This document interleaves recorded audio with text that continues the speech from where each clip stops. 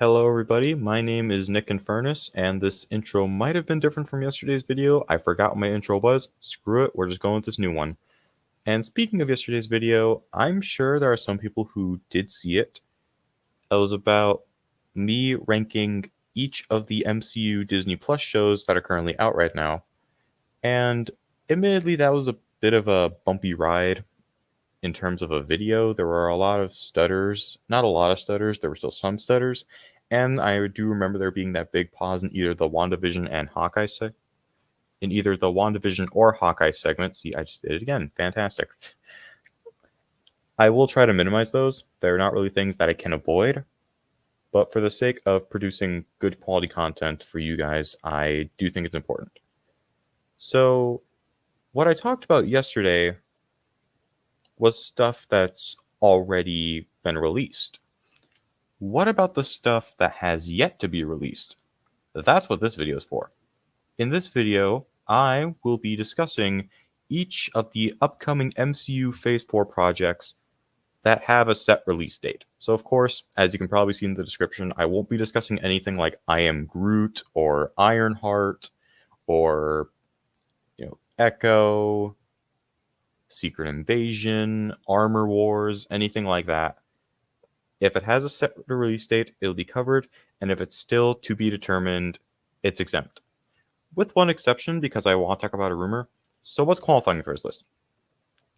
Or not really list, but just this discussion. In this video, I will be discussing Ms. Marvel, Thor Love and Thunder, She-Hulk Attorney at Law, Black Panther Wakanda Forever, Ant-Man the Wasp Quantumania, Guardians of the Galaxy Volume 3, The Marvels, and as a little bonus, I'll discuss a little rumor that I heard today about Fantastic Four, because I think it's interesting and worth sharing. Of course, it's just a rumor, it's not how the actual movie is going to turn out, but if it is the story they're going to go with, spoilers, I'm down for it. So starting off the list with Miss Marvel, why do I keep saying list? The discussion with Miss Marvel, I still haven't seen Captain Marvel. It's one of the 5 MCU films that I still haven't seen. But from what I've heard, it's not that great. I have, however, seen Monica Rambeau in action in WandaVision, and I feel like she was pretty good in that show for all the screen time she had. And already, with the trailer of this show, I'm already really looking forward to it. I already clicked with the character of Kamala Khan, with her imaginative personality and how sometimes that can cause her to drift into La La Land. Okay, I don't do that. I don't do the whole La La Land bull, but I can relate to that. Also, this is going to be the first MCU project to have a PG rating, because for the most part, you have movies and shows that are PG-13. You have the Defender saga, which might be skirting the border between PG-13 and R, and then you have Doctor Strange in the Multiverse of Madness, where I have no fucking clue how that movie got away with a PG-13 rating, considering all the horrifying things that happen in that movie. But regardless, this is obviously going to be a more family-friendly project in the MCU with the PG rating, and you know what? I'm alright with that. I don't see any issue with that. I feel like Phase 4 is the phase where they're taking more risks and experimenting more often, and yeah, I want them to do that. Sometimes with Doctor Strange in the Multiverse of Madness and Spider-Man No Way Home, it works, and sometimes with Eternals, it absolutely does not. But I feel like this could be another hit for them. Just given everything I've seen, yeah, I like what I'm seeing. Looks nice. Trailer is something that I watch very frequently, but then again, blinding lights is one of my weaknesses, so there's that. Moving on to Thor Love and Thunder, I'm just going to give you guys my quick, short little synopsis of my thoughts on the MCU Thor franchise. The first Thor, it's okay. It has some fun character interactions on Earth, and it does do a good job of setting up Thor's character arc in Asgard. And I do think that some of the action is also pretty neat, but other than that, there's just not a lot memorable about it. Thor the Dark World is the closest that this entire cinematic universe has gotten to a bore fest. I do not like that movie. It is super boring. Okay, I might be exaggerating a little bit. I guess it's just super boring compared to everything else we've gotten in the MCU, where at least with everything else, there's some fun action scenes, some fun moments that you remember. I don't remember that much from The Dark World. And then they brought in Taika Waititi for Thor Ragnarok, and he practically redeemed the whole franchise. I don't remember Thor Ragnarok all that much, but from what I can remember, it was a really enjoyable movie. So hearing that he's coming back to direct Thor Love and Thunder gets me really excited. The first trailer, there are some iffy bits, but I don't think anyone can deny that that little interaction between Thor and Star-Lord where they're doing the whole head tilting thing. Shut up, computer. That shit. That's just a really funny moment. It's always something that makes me chuckle every time I see it. And if all the humor is going to be like that, I'm pumped. I cannot wait for this movie to be released. And it's being released somewhere around the time that Miss Marvel is ending, so interesting overlap there. But yeah, this is another interesting movie that I cannot wait to see, and I feel like this could be another hit for the MCU. Now, of course, we have no idea how these movies will turn out, but I'm confident. Taika Waititi's directing. He directed Ragnarok. Ragnarok was great. I have no doubts that this will be at least very enjoyable. We move on now to the show whose first trailer just got released, She-Hulk Attorney at Law. This one looks all right. It's one of those shows that might not be for my general demographic, but I can certainly see it appealing to some people, and there are some parts of it that I do see myself enjoying. I do like that, we do have Mark Ruffalo in here as, Bruce Banner as Professor Hulk. A lot of people don't like Professor Hulk. I like him enough. I think it's an interesting concept where you have the brains of Bruce Banner with his 7 PhDs and the strength of the Hulk. I think it's what he said in Endgame. It's the best of both worlds. Some people don't agree with that. I personally do. I think it's a neat idea. I'm not even talking about She-Hulk. I do also like that we have Abomination and Wong returning, and I did hear a rumor that this movie takes place during the blip, which I think is interesting. We got a lot of course, practically everything before Endgame takes place before the blip, and then we get stuff that takes place after the blip. We see some shows that acknowledge the experiences of people coming back from the blip. This will probably be the first MCU show to take place during the blip, if that's true. We have no idea. I should probably start talking about She-Hulk. Looks interesting. This might be one that might rank a little bit lower for me on the overall ranking, on the overall list. I'm still looking forward to it, though. It's, I think for what it is, it could be enjoyable. Sorry if I rambled a little bit. I just don't really know what to say about this. I don't know what to say about She-Hulk. I don't know the character that well. So, moving on. All right.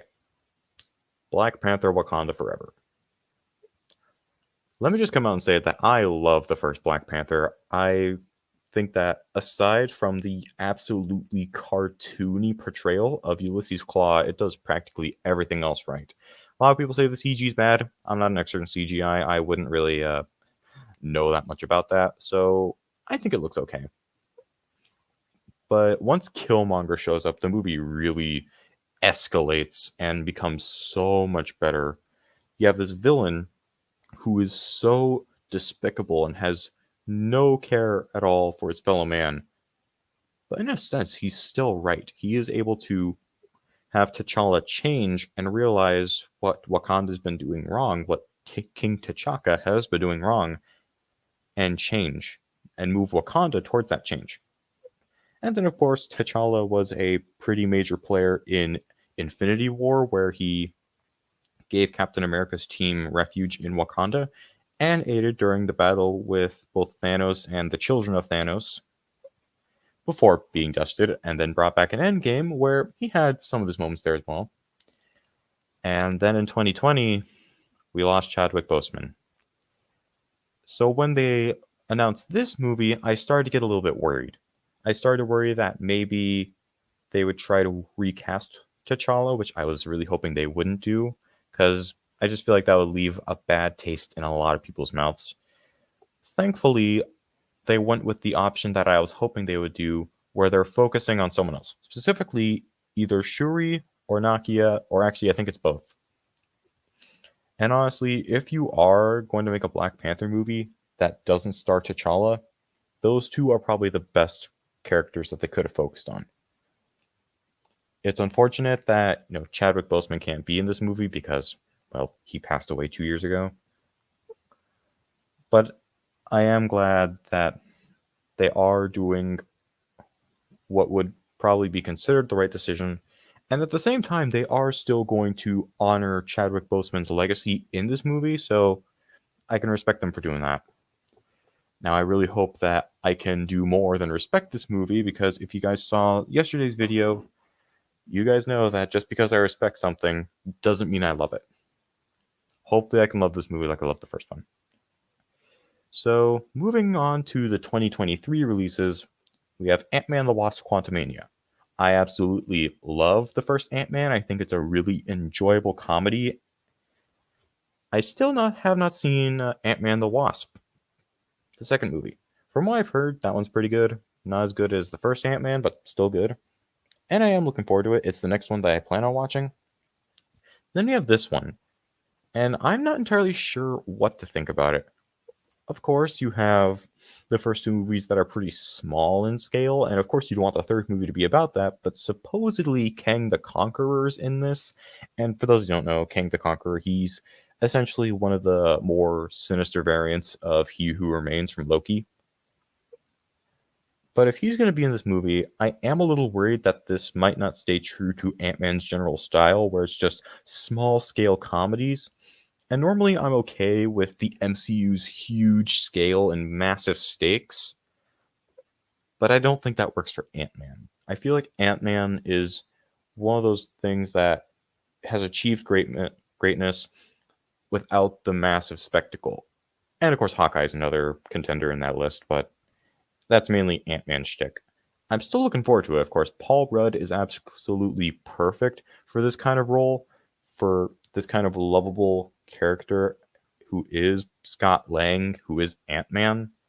That is really good casting. But I do worry that maybe this might be another example of how sometimes the MCU can be its own worst enemy, where it has to have these huge stakes and massive spectacle in a movie where the previous two films in the franchise were relatively small.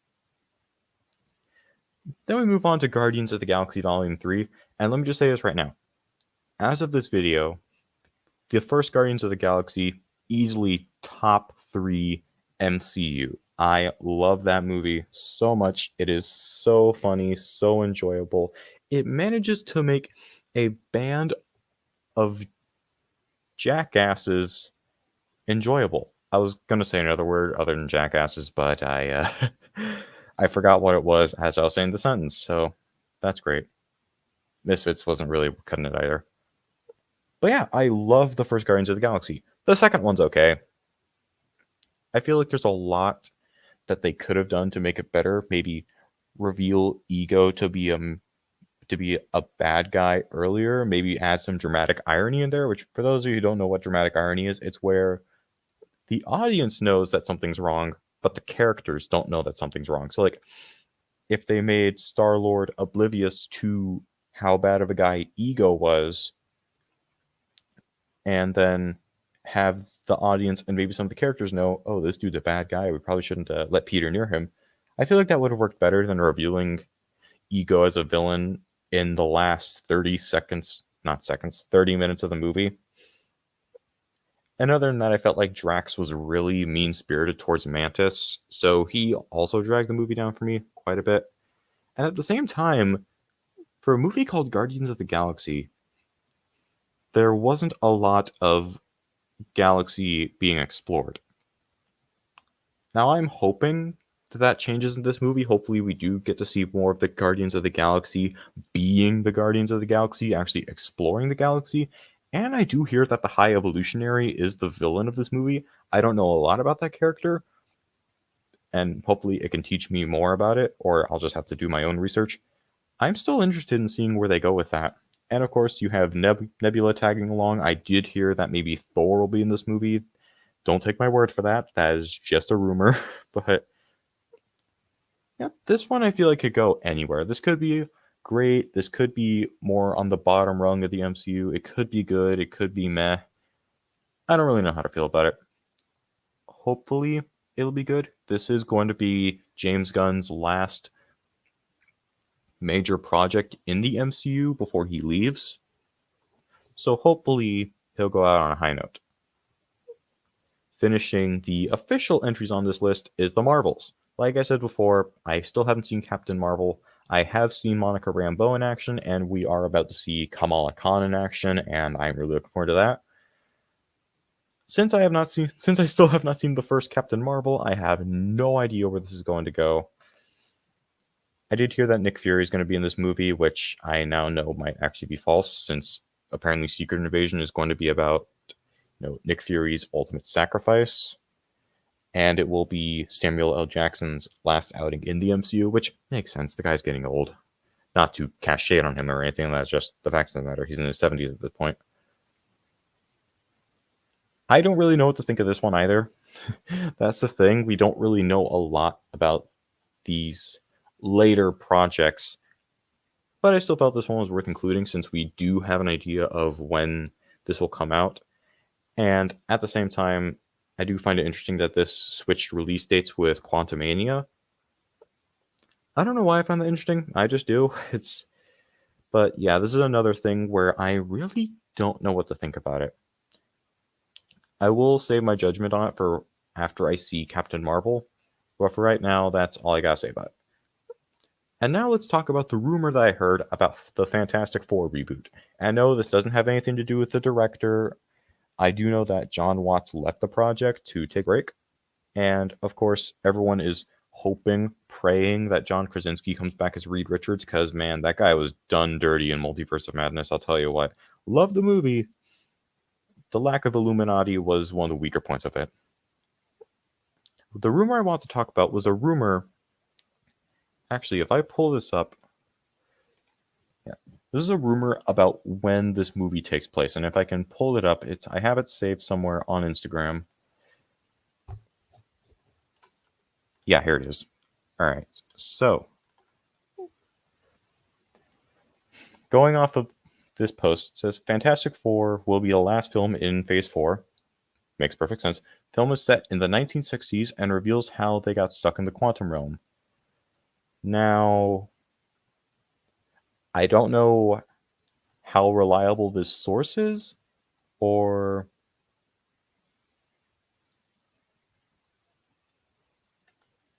how believable that kind of storyline is. I doubt that's what they're going to do, because I just found out that the source isn't very reliable. If that is what they decide to do, I'm down. Personally, for me, I would like to see something similar to Eternals, but better, because we actually know the Fantastic Four. We know Mr. Fantastic, Invisible Woman, Human Torch. I almost called him Flaming Torch. No shit. And Thing. We're familiar with those characters. We're familiar with Doctor Doom. Maybe Galactus. No, definitely Galactus. What I would like to see is maybe a movie where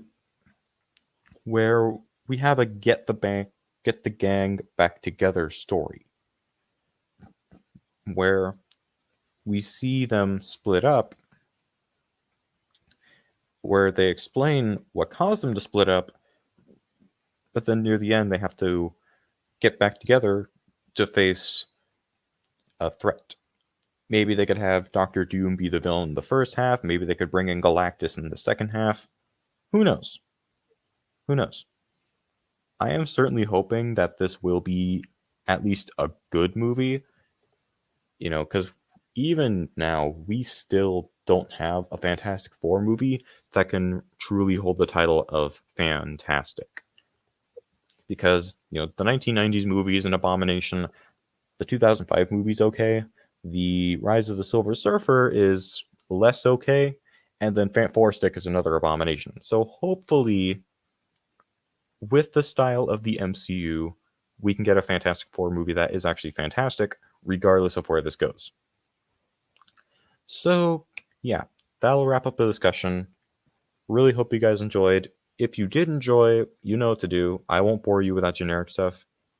But yeah, thanks for watching, and I'll talk to you guys later.